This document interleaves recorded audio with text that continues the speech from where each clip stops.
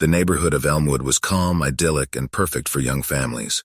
Jake and Anna had recently moved into a quaint two-bedroom house on the quieter side of Elm Street, having been enticed by the white picket fences, the chirping birds, and the promise of safety. With the birth of their son Leo, they had felt an urgent need to settle down in a community that exuded warmth and security. Jake was a software engineer, a logical man who prided himself on finding rational explanations for everything. Anna, on the other hand, was an artist, deeply intuitive and prone to trusting her gut feelings. Their contrasting personalities often led to disagreements, especially when it came to parenting. When Leo was born, Anna's protective instincts went into overdrive. She believed in listening to age-old advice, grandmother's tales, and even her own dreams. Jake often joked about her supernatural tendencies, dismissing them as nothing more than an active imagination. One of their most recurring disagreements was about the baby monitor. Anna had heard too many ghost stories related to them, strange interferences, ghostly voices, and even lullabies from unknown sources. She wanted to avoid them at all costs. Jake, however, saw them as just another tool, a technological marvel that would help them keep an eye on their baby. After much debate, they compromised.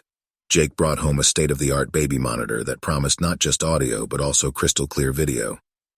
For the first few days, everything was normal. They could see Leo's chest gently rise and fall with each breath, hear his occasional coos and whimpers. Then came that fateful night. Anna had gone out for her monthly book club meeting, leaving Jake to babysit. He wasn't worried. He had his tech set up, a good book, and a cold beer. The night seemed set for a peaceful few hours of solitude. Around 9:30 p.m., just as Jake was deeply engrossed in his novel, the baby monitor flickered to life. The screen showcased Leo's peaceful form, but the audio was anything but ordinary.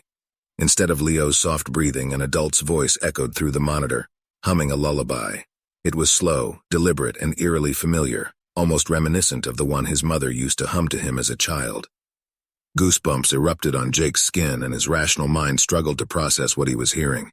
His first instinct was to run to Leo's room, but something held him back. Was this a glitch? Could it be interference from another device? He decided to observe for a few more seconds. The humming intensified, and as it did, the temperature in the room seemed to drop. Jake's beer can felt icy cold, and a chilling draft brushed past him. On the monitor, Leo remained undisturbed. But there was something else. A shadow. Just a faint silhouette moving behind the crib. In a rush of adrenaline, Jake bolted towards Leo's room. The hallway seemed longer than usual, the dim nightlight casting strange, elongated shadows on the floor. The lullaby grew louder, now accompanied by a soft giggle. Flinging the door open, he was met with an ordinary scene. Leo was peacefully asleep and the room was empty. But on the crib was a small toy, a porcelain doll with glassy eyes and a painted smile. Jake was sure they had never bought such a toy. Its eyes seemed to follow him, reflecting an intelligence that no toy should possess. Jake picked up Leo, holding him close, his heart racing. With the baby in his arms, he scoured the entire house, ensuring all windows and doors were locked. Finding no intruders, he returned to the living room, but not before locking Leo's room and stowing away the eerie doll in a closet. Anna returned later to find the house in darkness, the baby monitor unplugged, and Jake pacing nervously. He relayed the night's events, expecting her to be skeptical, but she wasn't. Her fears had been validated. The baby monitor was returned the next day, and they relied on their instincts and ears from then on. The incident at Elm Street soon became a tale whispered among the community. Some dismissed it as a technical glitch, while others spoke of similar eerie experiences. Jake, the man of logic, had a change of heart. He now believed that sometimes there are things beyond our understanding, and while technology could offer solutions, it also opened doors to realms best left unexplored. The echoing baby monitor became a testament to the fine line between the known and the unknown, and the mysteries that sometimes lurk in the shadows of our safe havens. Cassandra lived a disciplined life. As a meticulous librarian in the heart of bustling New York City, her daily routine was punctuated by minor variations, but largely consistent. Wake up at 6 a.m., savor a cup of tea, head to work, return by 8 p.m., and be in bed by midnight. But as with any well-structured tale, there was an anomaly that persisted. At precisely 12:07 a.m. every night, her phone would vibrate. The mystery began a few weeks after she had moved into her charming, albeit aged, apartment in Brooklyn. The building had seen better days. its wooden floors creaking with history and walls whispering tales of its former inhabitants. Cassandra relished this connection to the past. It was akin to living within the pages of an old novel. The first night her phone vibrated, she brushed it off as a late-night notification from an overzealous friend, or perhaps a forgotten alarm. But as nights turned into weeks, the pattern became undeniable. Every night without fail, the subtle buzz would pull her from the precipice of sleep. No notifications, no calls, no discernible reason for the disruption. She even took it to a tech expert. "Your phone's perfectly fine," he'd said, scratching his head. "Maybe it's just a ghost in the machine." He chuckled, but Cassandra didn't find it funny. Things escalated one fateful evening. As midnight approached, Cassandra lay in bed, bracing for the impending vibration. And sure enough, it came, but this time there was a twist. A photo notification popped up on her screen. The image was dimly lit, but clear enough for Cassandra to discern its content. It was of her peacefully asleep, taken from the foot of her bed. The room's details were unmistakable. The vintage bedspread she'd recently purchased, the ornate lamp she'd inherited from her grandmother, and the half-read book on her nightstand. Her heart raced. Her apartment was locked tight every night. She lived alone and valued her privacy. Panicking, Cassandra jumped out of bed, quickly turning on all lights. A thorough search revealed nothing amiss. Every window was locked from the inside. Every door bolted. She pondered calling the police, but hesitated. What would she say? That her phone took pictures of her while she slept? It seemed absurd. Instead, she called a friend and spent the night at their place. Over the next few days, Cassandra changed her number and even got a new phone. She took added precautions, double-locking everything, and occasionally asking a friend to stay over. Weeks passed, and the new phone remained silent. Cassandra began to regain her confidence, attributing the incident to a weird technological glitch or perhaps even a fleeting lapse in her memory. But the building, with its ancient charm, had more tales to tell. Late one evening, as she indulged in a novel, Mrs. Henderson, her elderly neighbor from 2 floors up, knocked on her door. With a cup of tea in hand, the old woman recounted stories of her youth spent in the very building they now occupied. She spoke of previous residents, of love stories and heartbreaks, of births and deaths. As the night deepened, her tales took a darker turn. "There was a young woman," she began, her voice trembling, "much like yourself, who lived here in the 60s. She often spoke of being watched, of someone always near but just out of sight." Mrs. Henderson paused, taking a shuddering breath. "One day she just disappeared. No one knows what happened, but after that residents have occasionally mentioned disturbances, unexplained occurrences, moments when they felt they weren't truly alone." Cassandra sat frozen, the old woman's words echoing her own recent experiences. After that night, things changed. Cassandra, once so enamored with history and the past, sought a more modern apartment. The charming old building on Elm Street was left behind, but the mystery of the midnight phone vibrations remained unsolved. The tale became a part of local lore, a chilling reminder of the unseen and the unexplained. And in the quiet hours of the night, if one listened closely, the faint echoes of a time long past could still be heard, whispering secrets that were never meant to be uncovered. Martin had always been a traveler at heart. His work as a freelance journalist allowed him the liberty to explore the nooks and crannies of the country, often taking him to places uncharted by the average GPS. But for Martin, these devices were more of a backup, a safety net. He prided himself on his innate sense of direction, and on this particular evening he thought he knew his way home. Driving back from an assignment in a quaint town that sat on the edge of a dense forest, the ambience was saturated with the afterglow of sunset. It was a route he had taken multiple times, the road familiar, every bend and turn etched in his memory. Out of sheer curiosity, Martin decided to turn on his GPS, if only to see if it offered a quicker route than the one he knew by heart. Almost immediately, the digital voice advised a detour. A road he had never heard of was apparently just ahead, promising to cut his journey time by half. Intrigued, Martin decided to indulge his adventurous side. As he approached the said turn, there appeared a narrow gravel pathway veiled by overarching trees. The digital map showed a clear road, but in reality it seemed barely used. The drive started off smoothly, the atmosphere around him almost surreal, bathed in the soft hues of twilight. But a few miles in, the once soothing voice of the GPS underwent a chilling transformation. From its usual robotic tone, it deepened, becoming a ghostly whisper. You shouldn't have come here. A shiver raced down Martin's spine. He considered turning back but found to his mounting horror that the road behind had vanished. Where there once was a pathway now stood an impenetrable wall of trees. Panicking, Martin drove forward, the GPS silent now except for that haunting directive. Hours seemed to pass. The dense forest around seemed alive, the trees whispering secrets in the wind. Finally, just as suddenly as it had disappeared, a familiar highway emerged. Exhausted and shaken, Martin drove straight home, the eerie events of the evening replaying in his mind. Once safely inside his apartment, he took a moment to catch his breath, then turned to the GPS for answers. The screen, which should have shown his recent route, displayed just one word: run. Determined to uncover the mystery, Martin decided to retrace his journey the next day in the light of the morning. Equipped with a traditional map and a few locals to vouch for his sanity, he sought out the elusive road. But it was as if the road had never existed. The locals were equally perplexed, some attributing the tale to forest spirits and old legends of lost travelers.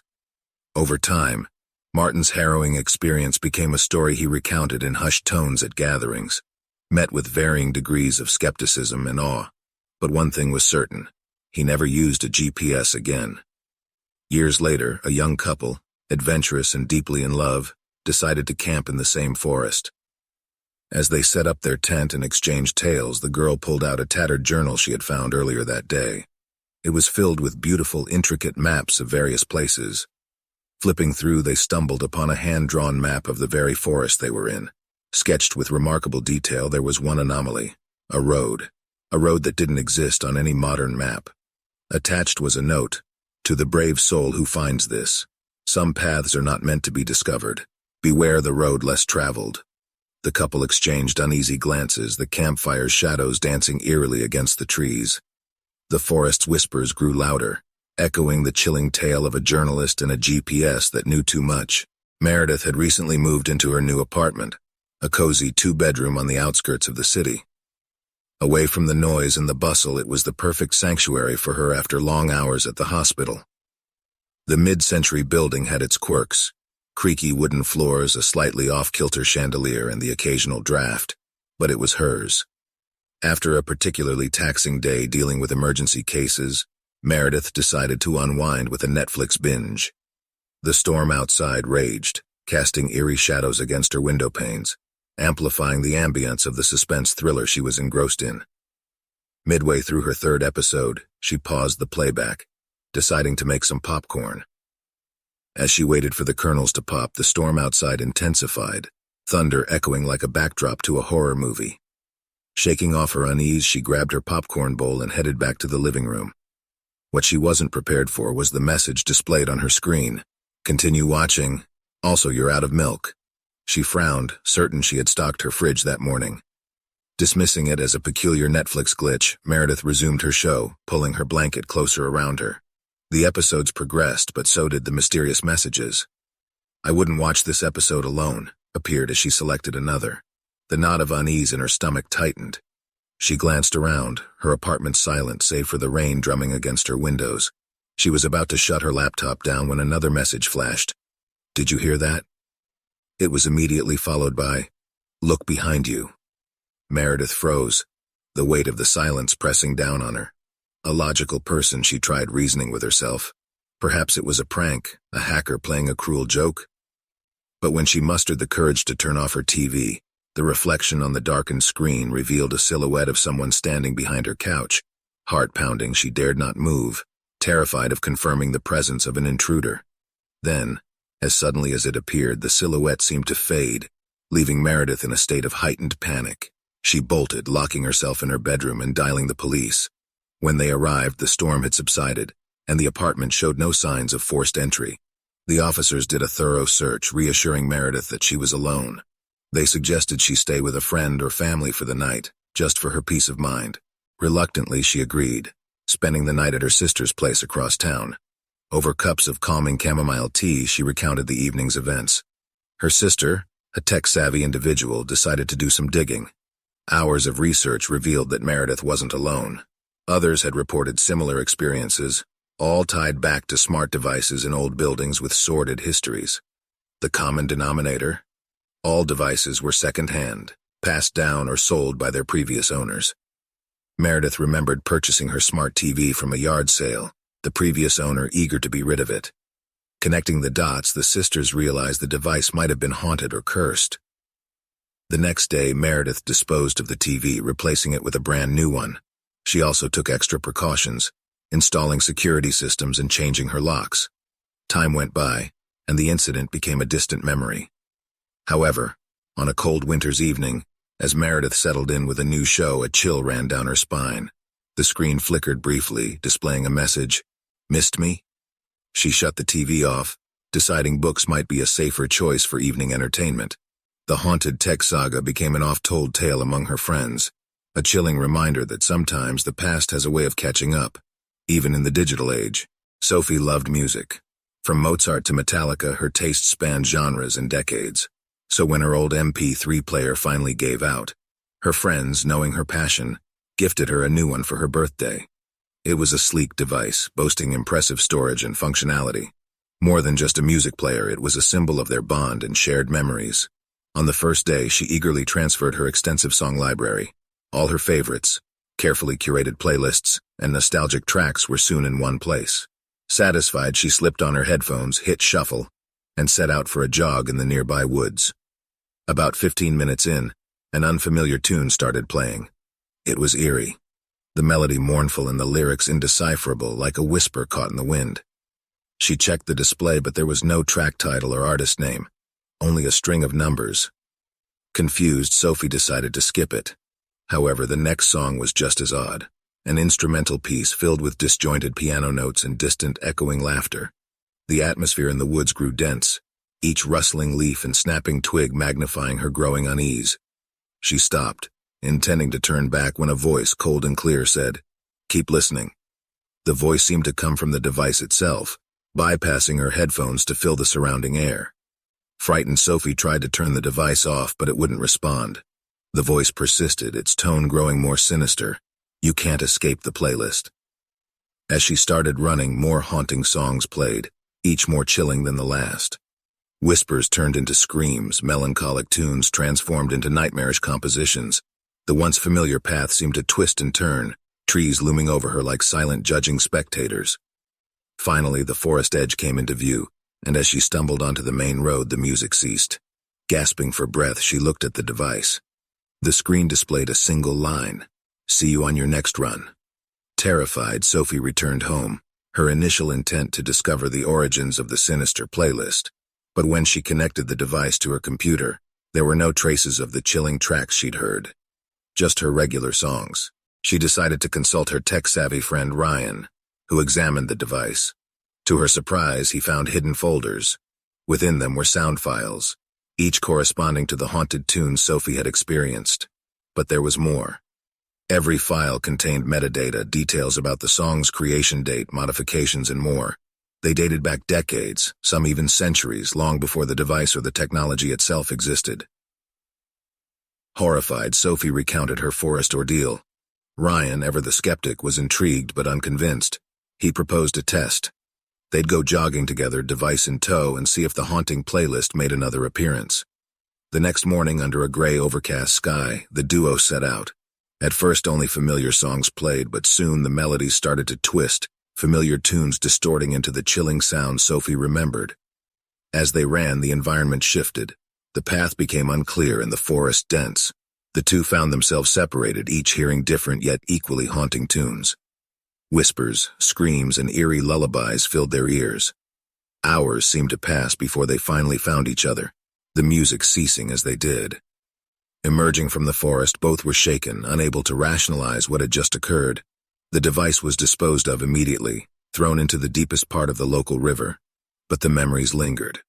Sophie never jogged in those woods again, and Ryan, once a tech enthusiast, became wary of secondhand devices. Their harrowing experience became a cautionary tale among their circle. In a world of advancing technology and the urge to reuse and recycle, there's always a risk. Because sometimes the past, with all its dark mysteries, finds a way to seep into the present, turning familiar tunes into haunting echoes of despair. In the shadows of the night, if our tales from Unsettling Horror Stories gave you a fright, press like and let it be known. Subscribe, so you're never alone in this haunting journey, and share, so others too can be wary. Until our next sinister tale, stay dark, dear listener.